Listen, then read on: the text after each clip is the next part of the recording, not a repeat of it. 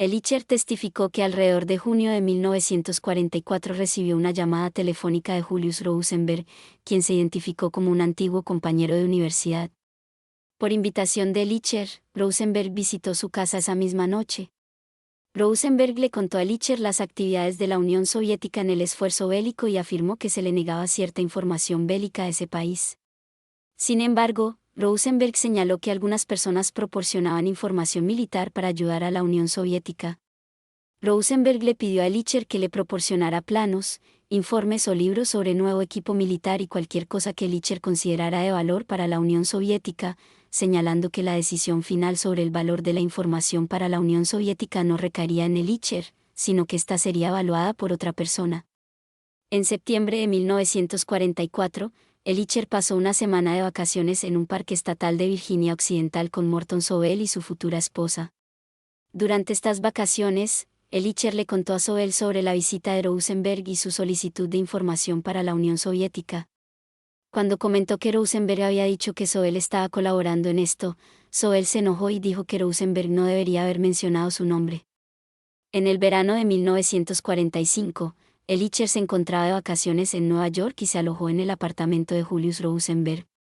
Rosenberg le mencionó que lo habían despedido por razones de seguridad y que su afiliación al Partido Comunista parecía ser la base de la acusación en su contra. Rosenberg estaba preocupado por este asunto, pues creía que su despido podría estar relacionado con su actividad de espionaje, pero se sintió aliviado al descubrir que solo se refería a su actividad comunista. Elicher también testificó que, en septiembre de 1945, Rosenberg visitó su casa y le dijo que, aunque la guerra había terminado, Rusia seguía necesitando información militar. Rosenberg le preguntó sobre el tipo de trabajo que realizaba, y Elicher le respondió que trabajaba en sonares y dispositivos de control de fuego antisubmarino. A principios de 1946, Elicher visitó una compañía eléctrica por asuntos oficiales y se alojó en casa de Sobel en Schenectady. En ese momento, Sobel trabajaba en dicha compañía. En esa ocasión, Sobel y Elicher hablaron sobre su trabajo. Más tarde ese mismo año, Elicher volvió a ver a Sobel, quien le preguntó por un folleto sobre municiones, pero Elicher le dijo que aún no estaba listo. Sobel sugirió que Elicher volviera a ver a Rosenberg. A finales de 1946 o en 1947, Elicher telefoneó a Rosenberg y le dijo que le gustaría verlo. En ese momento, Rosenberg le informó que se habían producido algunos cambios en el trabajo de espionaje, que presentía una filtración y que no debía verlo hasta nuevo aviso. También le aconsejó que abandonara sus actividades comunistas. Elicher testificó que, en 1947, Sobel había conseguido empleo en una empresa de instrumentos de la ciudad de Nueva York, donde realizaba trabajos clasificados para las Fuerzas Armadas. Elicher lo vio allí varias veces y, en una ocasión, almorzó con él en un restaurante de la ciudad de Nueva York. En esa ocasión, Sobel le preguntó si conocía a algún estudiante o graduado progresista y, de ser así, si lo pondría en contacto con él. Elicher respondió que no conocía a ninguno. En octubre de 1948, Elicher dejó la oficina de artillería y se puso a trabajar en la compañía de instrumentos de la ciudad de Nueva York, donde trabajaba Sobel. Vivía en una casa en Flushing, Nueva York, y Sobel vivía en una calle detrás de la suya. Iban juntos a trabajar en coche compartido. Una noche, durante un viaje a casa desde el trabajo, Sobel volvió a preguntarle a Elicher sobre personas que pudiera conocer y que fueran progresistas. Sobel le señaló que, debido a las medidas de seguridad del gobierno, era necesario encontrar estudiantes que proporcionaran información de quienes nadie sospechara. Elicher testificó además que antes de dejar la oficina de artillería, había discutido con Sobel su deseo de conseguir un nuevo empleo durante una visita que Elicher hizo a la ciudad de Nueva York en el verano de 1948. Sobel le dijo a Elicher que no abandonara la oficina de artillería hasta que Elicher hubiera hablado con Rosenberg. Posteriormente, Sobel concertó una cita para que Elicher se reuniera con Rosenberg. Se encontraron en una calle de Nueva York, y Rosenberg le dijo a Elicher que era una lástima que hubiera decidido irse, ya que Rosenberg necesitaba a alguien para trabajar en la oficina de artillería con fines de espionaje. Sobel estuvo presente en la reunión e instó a Elicher a quedarse en la oficina de artillería.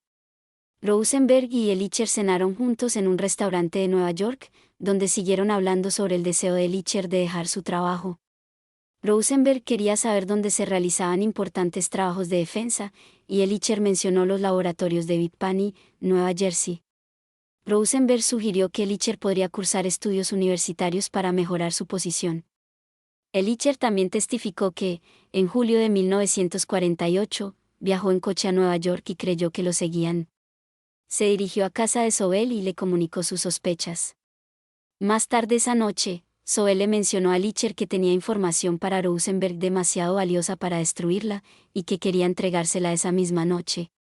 Le pidió a Ehrlicher que lo acompañara. Ehrlicher observó a Sobel llevarse un contenedor de película de 35 milímetros y colocarlo en la guantera de su coche.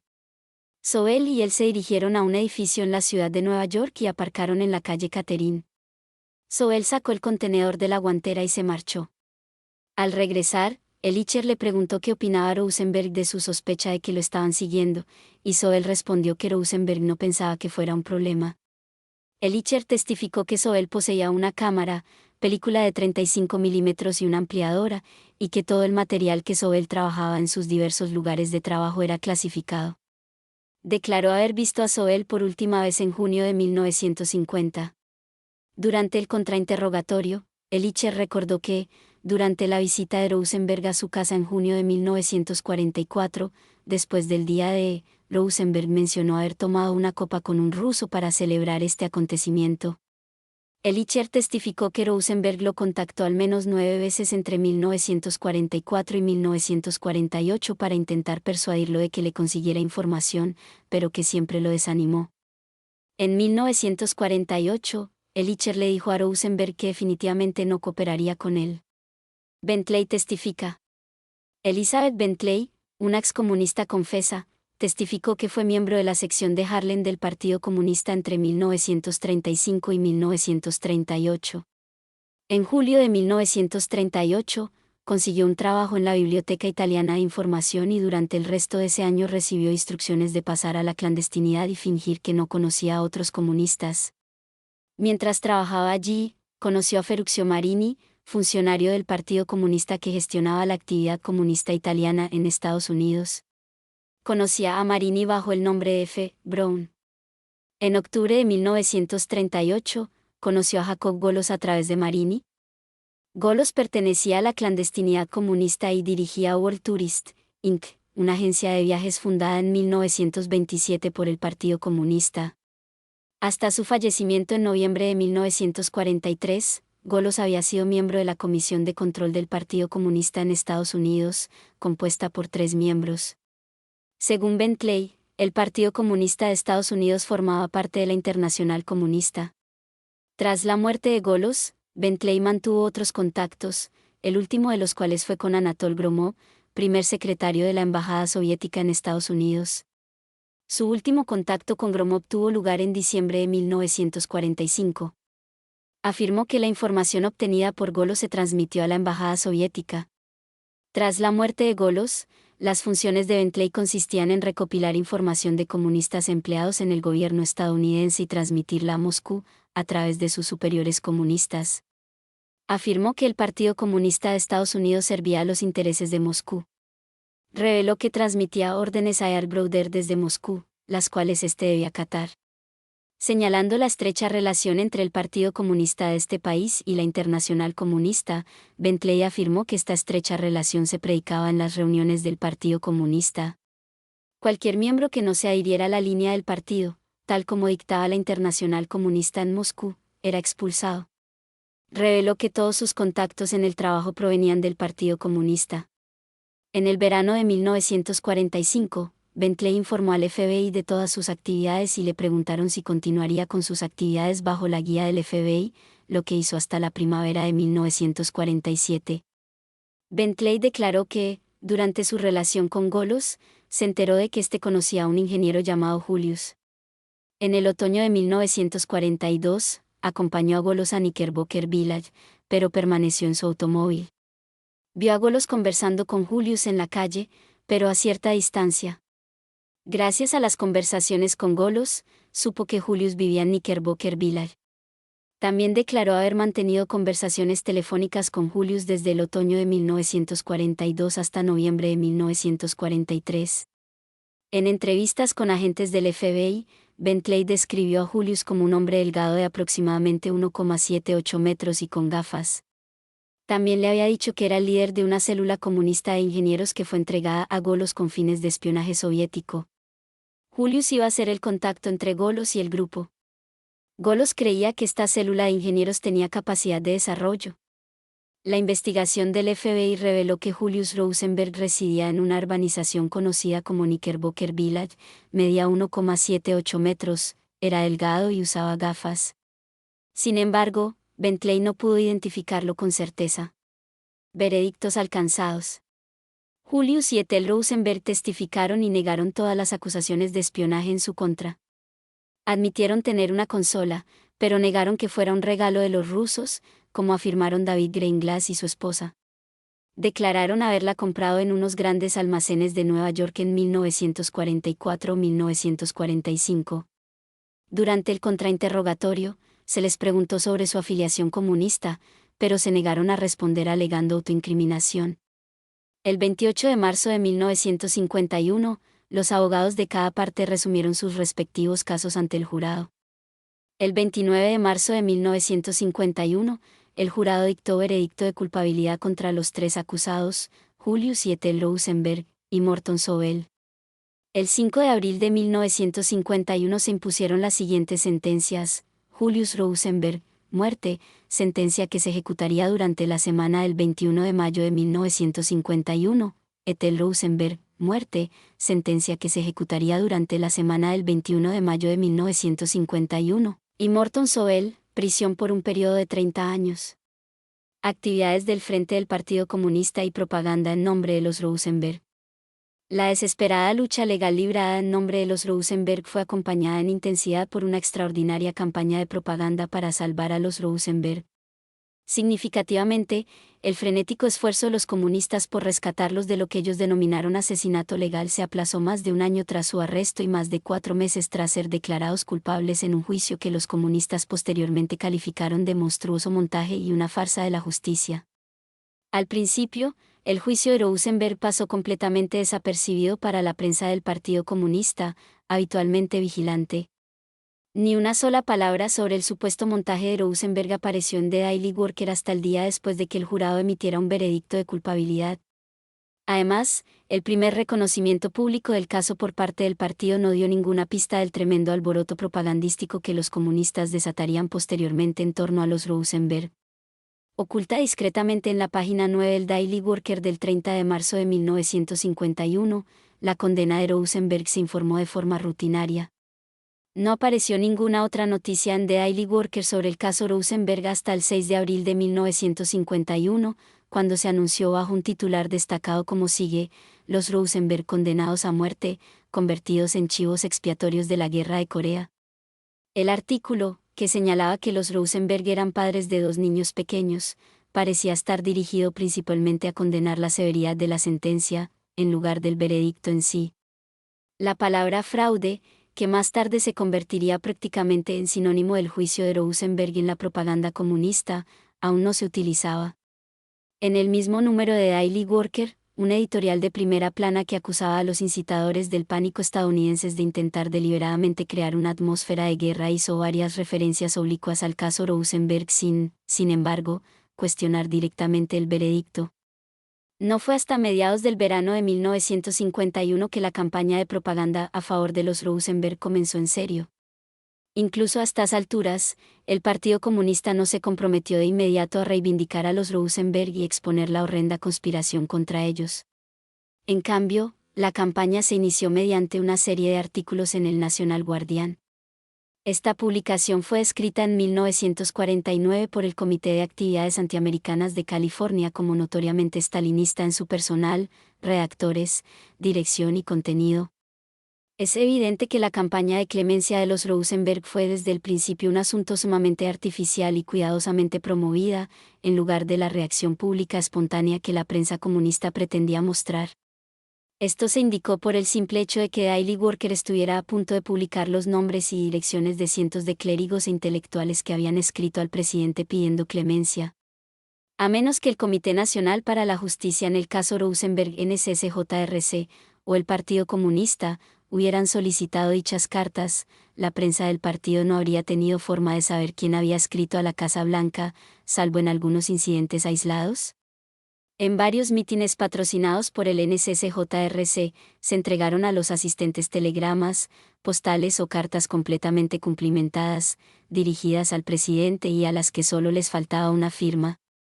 Además, se informó que representantes del NSCJRC realizaron intensas campañas casa por casa para obtener firmas para peticiones de clemencia.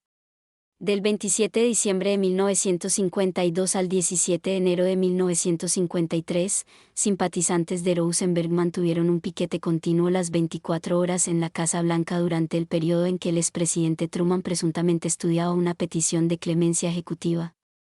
Esta vigilia de clemencia de la Casa Blanca se suspendió el 17 de enero de 1953, tras más de 500 horas consecutivas, solo cuando se hizo evidente que el presidente Truman no se pronunciaría sobre la petición de clemencia antes de su jubilación. Según The Daily Worker, este asunto llegó a su punto álgido el 5 de enero de 1953, cuando más de 2.000 personas de 22 estados llegaron al Distrito de Columbia para participar en la vigilia. Mientras los abogados defensores de los Rosenberg realizaban los últimos movimientos legales, miles de piquetes se formaron alrededor de la Casa Blanca en junio de 1953. La mayoría de estos piquetes llegaron a Washington, D.C. desde la ciudad de Nueva York, donde el NSCJRC había organizado varios trenes de clemencia especiales para transportar a estos simpatizantes de Rosenberg a la capital de la nación. Los piquetes en la Casa Blanca comenzaron aproximadamente a la 1:30 de la tarde del 14 de junio, a las 4 de la tarde los piquetes marcharon hacia Ninth Street y Constitution Avenue, noroeste, donde el NSCJRC celebró una reunión de oración en la que los Rosenberg fueron elogiados por funcionarios del comité y varios clérigos. Un recuento oficial de los piquetes realizado por el Departamento de Policía Metropolitana de Washington, D.C., indicó que aproximadamente 6.800 personas participaron en este intento de presionar al presidente de Estados Unidos para que concediera el indulto a los espías atómicos condenados. El propio NSCJRC estimó el número de piquetes en 13.000. Tras esta reunión de oración, la mayoría de los piqueteros regresaron a la ciudad de Nueva York, dejando a un pequeño grupo para continuar la vigilia de 24 horas en la Casa Blanca. El piquete en la Casa Blanca continuó hasta el 17 de junio de 1953, cuando, tras un receso de verano de la Corte Suprema de Estados Unidos, uno de sus jueces anunció que había concedido una suspensión de la ejecución para que los nuevos puntos de derecho presentados por los abogados defensores pudieran ser escuchados en tribunales inferiores. Al recibir la noticia de que el gobierno había logrado una sesión extraordinaria ante la Corte Suprema de los Estados Unidos, el NSCJR entró en acción y envió de nuevo piquetes a desfilar ante la Casa Blanca. Los piquetes continuaron hasta que se anunció la ejecución de los Rosenberg aproximadamente a las 8:45 de la tarde del 19 de junio de 1953, momento en el que unos 500 piquetes se encontraban presentes en la Casa Blanca. Este caso ha sido utilizado por partidos comunistas de todo el mundo con fines propagandísticos contra Estados Unidos. Las embajadas estadounidenses en Canadá y Europa se vieron inundadas de peticiones de clemencia de diversas personas y organizaciones. Durante los días previos a la ejecución de los Rosenberg, se celebraron manifestaciones en las principales capitales europeas, como París, Roma y Londres. En un comunicado de prensa del 20 de junio de 1953, la reacción internacional a la ejecución se informó de la siguiente manera: París, grupos liderados por comunistas invadieron las calles europeas anoche y a primera hora de hoy en manifestaciones generalmente ordenadas en protesta por la ejecución de los espías atómicos Julius y Ethel Rosenberg. Un adolescente francés resultó herido de bala y 386 personas fueron arrestadas en París. Acción judicial tras las condenas. Los comunistas emplearon todos los trucos imaginables para ayudar a los espías atómicos, incluyendo presionar a los tribunales mediante innumerables apelaciones. El caso se prolongó durante más de 2 años. El 11 de febrero de 1953, el presidente Dwight Eisenhower denegó la petición de clemencia ejecutiva presentada por los Rosenberg. Al denegarla, el presidente Eisenhower declaró: estos dos individuos han sido juzgados y condenados por un delito gravísimo contra el pueblo de Estados Unidos. Han sido declarados culpables de conspirar con la intención y la razón de creer que sería ventajoso para una potencia extranjera entregar a sus agentes información atómica altamente secreta relacionada con la defensa nacional de Estados Unidos. La naturaleza del delito por el que han sido declarados culpables y sentenciados excede con creces el de quitarle la vida a otro ciudadano, implica una traición deliberada a toda la nación y podría muy bien resultar en la muerte de miles de ciudadanos inocentes.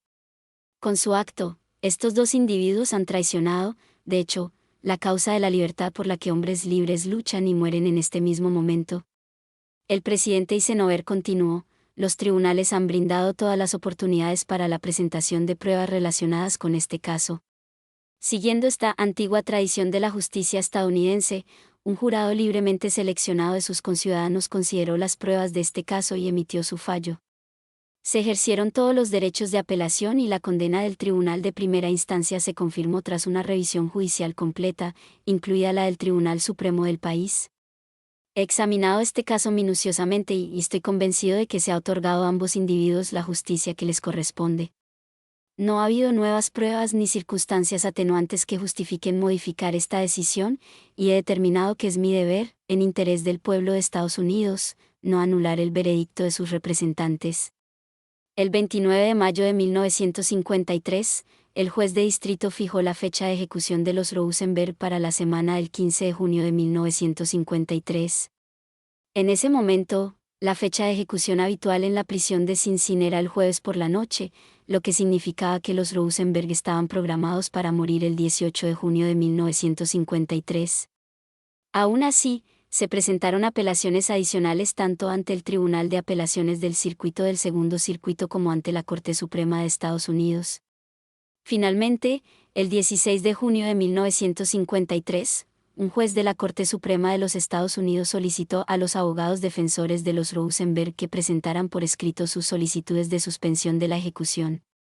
Ese mismo día, dos abogados comparecieron ante la Corte Suprema e intentaron presentar recursos de habeas corpus en nombre de los Rosenberg. Los abogados de los Rosenberg se opusieron a su solicitud. Estas solicitudes de habeas corpus fueron vistas por el juez de la Corte Suprema en su despacho. La principal cuestión planteada en la petición fue que, según la Ley de Energía Atómica de 1946, la pena de muerte solo podía imponerse por recomendación del jurado y únicamente cuando se imputaba a los acusados la intención de perjudicar a los Estados Unidos. Se argumentó que, dado que la conspiración por la que fueron condenados los Rosenberg comenzó en 1944 y perduró hasta 1950, se aplicaban a la sentencia las disposiciones de la Ley de Energía Atómica, y no las de la Ley de Espionaje de 1917. El 17 de junio de 1953, este juez concedió una suspensión de la ejecución para que la cuestión planteada pudiera discutirse en el Tribunal de Distrito y se recibieran más pruebas para determinar si el argumento tenía mérito. El 19 de junio de 1953, una sesión especial de la Corte Suprema de Estados Unidos, convocada por el presidente del Tribunal Supremo, anuló la suspensión de la ejecución concedida 2 días antes. El 19 de junio de 1953, el presidente de los Estados Unidos se negó a conceder clemencia ejecutiva a Julius y Ethel Rosenberg.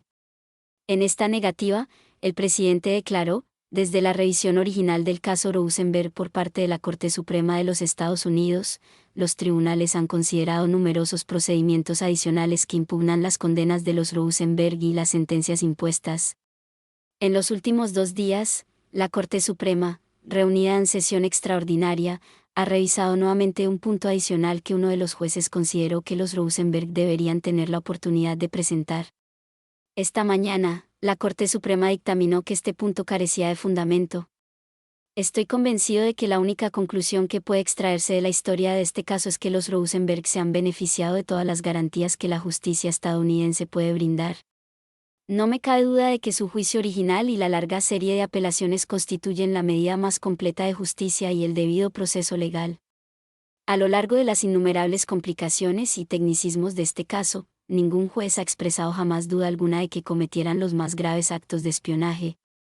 Por consiguiente, solo las circunstancias más extraordinarias justificarían la intervención del Ejecutivo en este caso.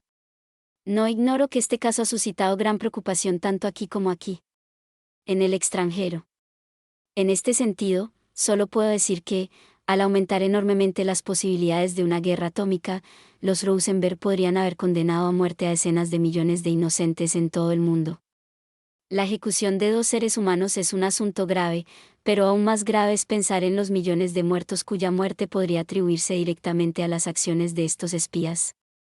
El presidente continuó: cuando los enemigos de la democracia han sido juzgados culpables de un crimen tan horrible como aquel por el que fueron condenados los Rosenberg, cuando los procesos legales de la democracia han sido movilizados al máximo para proteger las vidas de los espías convictos, cuando en su juicio más solemne los tribunales de los Estados Unidos los han declarado culpables y la sentencia justa, no intervendré en este asunto. A las 8:05 del 19 de junio de 1953, Julius Rosenberg fue ejecutado en la prisión de Sing Sing, Ossining, Nueva York. A las 8:15 de la misma fecha, Ethel Rosenberg fue ejecutada en la prisión de Sing Sing.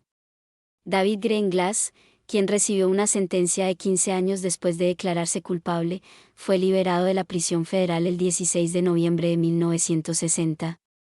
Estuvo obligado a presentarse periódicamente ante un oficial de libertad condicional hasta noviembre de 1965,